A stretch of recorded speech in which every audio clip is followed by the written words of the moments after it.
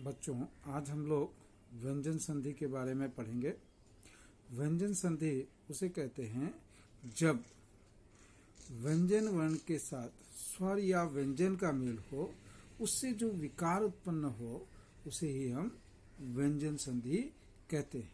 जैसे अच प्लस अंत, तो अच के अंत में जो है वह चौवर्ण है और अंत में अवर्ण है। इस प्रकार चौ जो है वह और अ में दोनों में विकार उत्पन्न होते हैं और चौ जो है वह जौ में कन्वर्ट हो जाता है और इस प्रकार अजंत बनता है। अब आते हैं व्यंजन वर्णों के कुछ और नियमों के बारे में। यदि किसी भी वर्ग के प्रथम वर्ण क, च, ट, त, प के बाद किसी भी वर्ण के वर्ग के पंचम वर्ण यानी अंग य, ण, न, म आए तो वह जो है पंचम वर्ण में अपने ही वर्ग के पंचम वर्ण में बदल जाते हैं। जैसे क का अंग, च का य, ट का ण, त का न, प का म। जैसे वाक प्लस में तो वांगमय, अप प्लस में अम्मय, जगत प्लस नाथ जगन्नाथ। अब आते हैं दूसरे नियम। यदि म के बाद स्पर्श व्यंजन या अंतस्थ व्यंजन, केवल अंतस्थ व्यंजन में र को छोड़कर या ऊष्म व्यंजन रहे तो म का अनुस्वार में बदल जाता है। जैसे सम प्लस चार तो संचार, सम प्लस योग संयोग, सम प्लस सार संसार। तो इस प्रकार यह बदल जाते हैं। अब आते हैं बच्चों हम लोग म के बाद अगर र या स्वर वर्ण रहने पर म उससे मिल जाएगा। जैसे सम प्लस राट तो सम्राट हो जाएगा। फिर नेक्स्ट रूल आते हैं।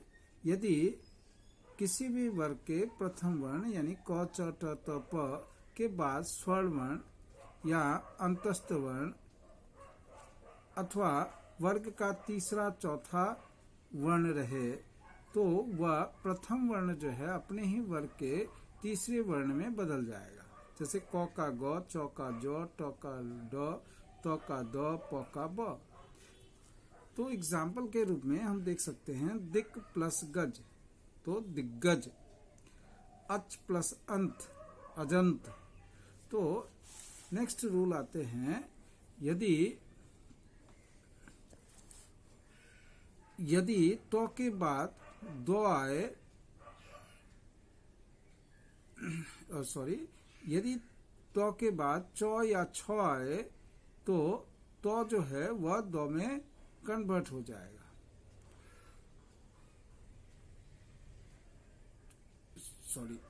यदि तो के बाद चौ या छ आए तो जो है वह चौ में बदल जाएगा। अगर तो के बाद जो आए तो जो है जो में कन्वर्ट हो जाएगा। उसी प्रकार तो के बाद अगर टो या ठो आए तो जो है वह टो में बदल जाएगा। उसी प्रकार तो के बाद अगर डो आए तो जो है वह डो में बदल जाएगा। उदाहरण स्वरूप हम देख सकते हैं उत प्लस चारण उच्चारण, तो जो है वह चौ में कन्वर्ट हो गए। उत प्लस ज्वल उज्ज्वल, उत प्लस टिका उट्टिका, उत प्लस डैन उड्डैन। उसी प्रकार तो के बाद अगर तालव्य स आए तो जो है वह चौ में बदल जाएंगे और तालव्य स जो है वह छ में बदल जाएंगे। जैसे उत प्लस शिष्ट उच्छिष्ट। अब आते हैं दूसरे नियम। अगर तो के बाद जो है वह ह आए तो जो है वह दो में और ह जो है वह ध में बदल जाएगा। जैसे उत प्लस हरण तो जो है वह दो में और ह ध में, तो इस प्रकार उद्धरण हो जाएगा। अब आते हैं नेक्स्ट कि यदि मूर्धन्य स्व के बाद तो रहे तो का ट और थ रहे तो थ का ठ हो जाता है। जैसे आकृष्ट प्लस तो आकृष्ट, शश प्लस थ षष्ठ। तो इस प्रकार बदल जाते हैं। नेक्स्ट आते हैं,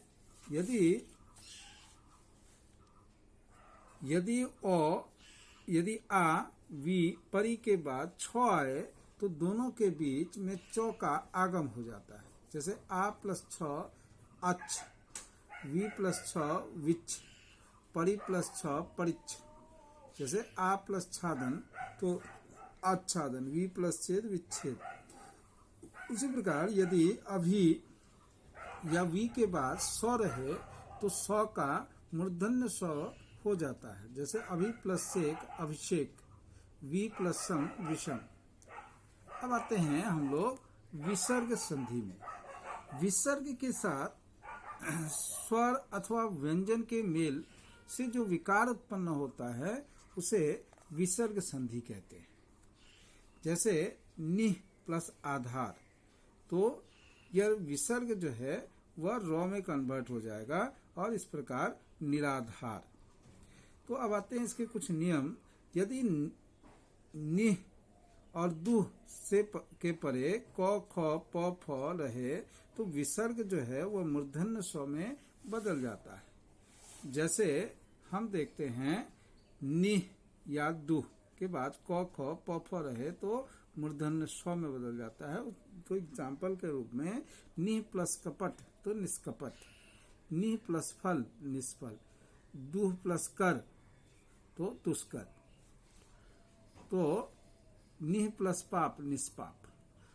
अब आते हैं इसके जो है कुछ अपवाद हैं। जैसे दुह प्लस ख तो दुख, नमः प्लस कार तो यहाँ पर जो है मूर्धन्य स्व न आकर दंत स्व आएंगे नमस्कार, पुरः प्लस कार पुरस्कार, बह भाह प्लस कर भास्कर।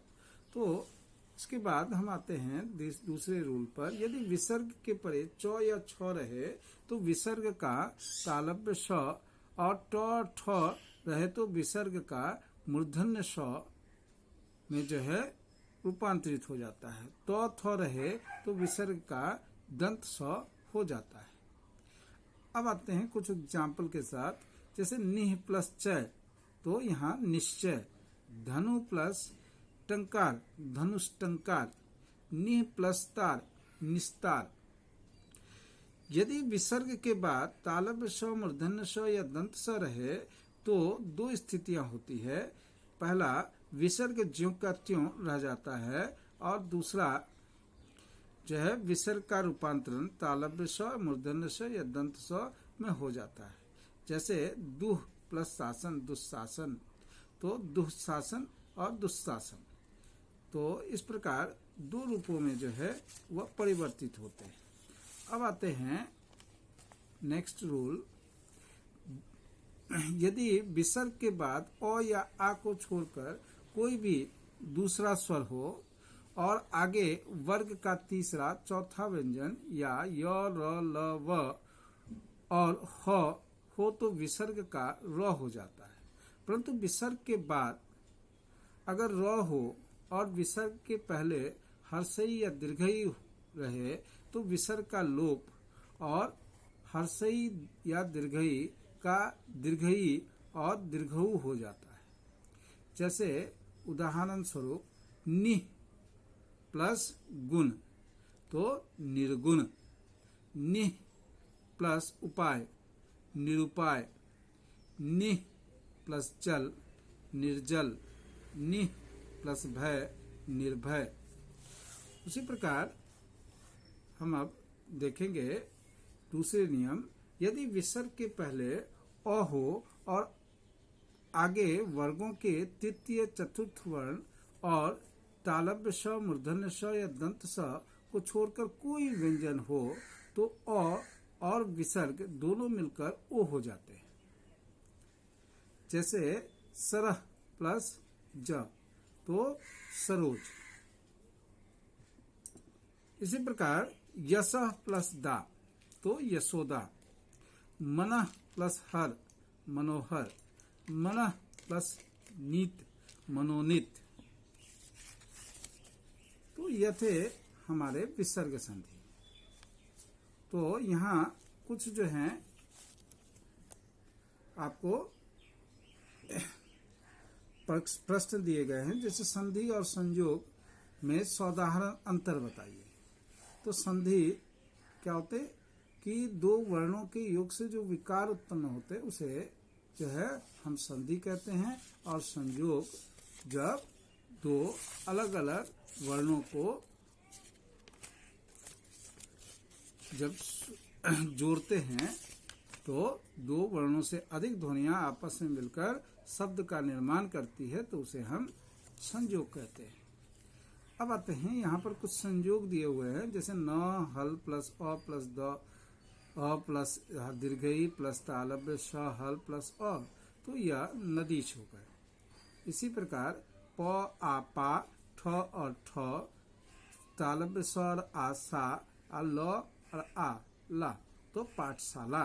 तो इस प्रकार से जो है हम इसका संयोग करेंगे। और इधर आते हैं संधि, जैसे परम प्लस अर्थ परमार्थ, देव प्लस आनंद देवानंद, महा प्लस ईश महिष महिष, है ना, महा प्लस ऋषि महर्षि, सूर्य प्लस उदय सूर्योदय, परम प्लस ऐश्वर्य परमेश्वर्य।